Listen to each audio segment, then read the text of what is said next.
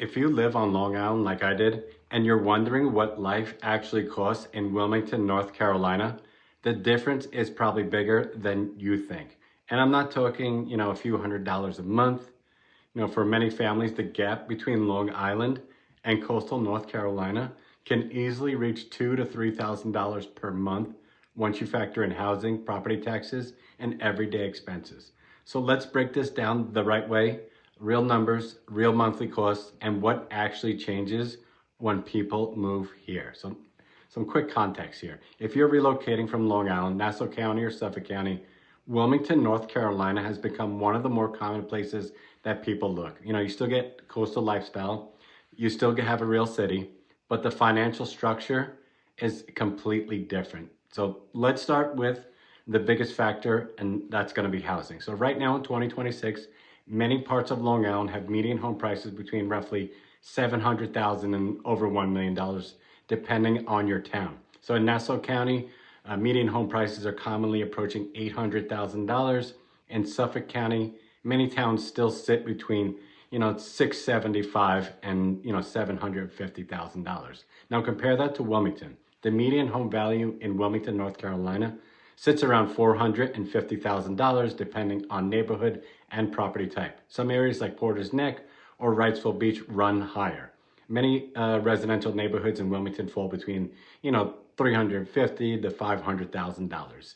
Hampstead, which sits just north of Wilmington, typically runs between $400,000 and $800,000 depending on the community. And Surf City, closer to the water, can range widely depending on proximity to the beach. So right away, the purchase price difference between Long Island and coastal North Carolina can easily be $200,000 to $500,000. And that difference immediately affects the monthly payment. So let's run a realistic example. A $750,000 home on Long Island with a typical mortgage, taxes, and insurance can easily land someone around $5,000 to $6,000 per month easily, depending on financing. Now take a $450,000 home here in Wilmington with similar mortgage conditions. That payment may fall closer to roughly $3,000 a month, depending on taxes and insurance. So just from the housing side, many families see a difference of around $2,000 per month. But housing is only half the story, and there's a lot more that goes into it. So the second major cost difference is going to be property taxes. Long Island has some of the highest property taxes in the United States. I went from $20,000 to $3,100 a year. It's very common for homeowners to pay, like I said, anywhere, $10,000, $20,000, $30,000 per year, depending on the town and school district. So some towns go even higher than that. Now let's compare that with North Carolina property taxes. In North Carolina, they're based on county rates plus municipal rates if you live inside the city limits. So New Hanover County, which includes Wilmington and Porter's Neck, has a property tax rate around 50 cents per $100 of assessed value. Pender County, which includes Hampstead and Surf City, is even lower.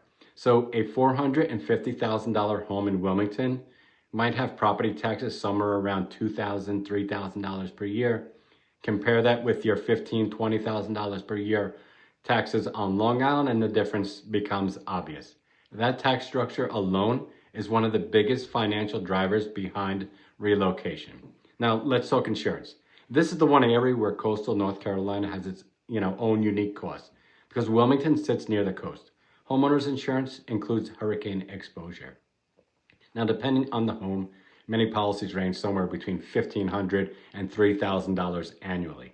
Flood insurance is required by the lender due to FEMA flood zones, can add anywhere from roughly $800 to over $2,000 per year.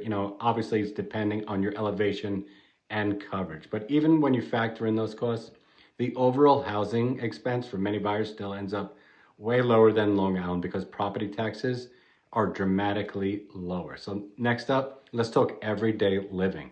Gas prices, groceries, and utilities fluctuate, but many costs of living comparisons place North Carolina close to the national average. Now, Long Island typically sits significantly above that. Dining out, parking, tolls, and general daily expenses often feel noticeably lower for many people once they relocate here. Another thing buyers notice quickly is commuting. Long Island traffic and travel time can be intense depending on where you work. Wilmington traffic exists, but it's a much smaller city. So daily driving tends to feel very different compared to sitting on the LIE all day long on a Friday, especially in the summer. Now, there are a few costs people don't expect when moving here. One example is vehicle property tax. In North Carolina, vehicles are taxed annually as personal property, and that amount is included with your vehicle registration. Another cost people sometimes overlook is the wind and hail deductibles on insurance policies. These details matters when evaluating the true monthly cost of owning a home. But when you put everything together, the pattern becomes clear. Lower home prices, much lower property taxes, different insurance structures, and generally lower everyday living expenses. And that combination is why so many people from Long Island start exploring coastal North Carolina. But cost alone isn't the only reason people move. The lifestyle difference is just as important.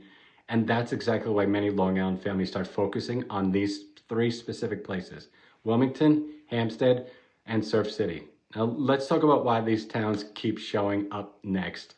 You can check out my other longer form video, why Long Islanders are choosing Hampstead versus Surf City. If you have any questions, reach out to me at any time. I made the same exact move. All my information's in the video description. I would love to talk to you.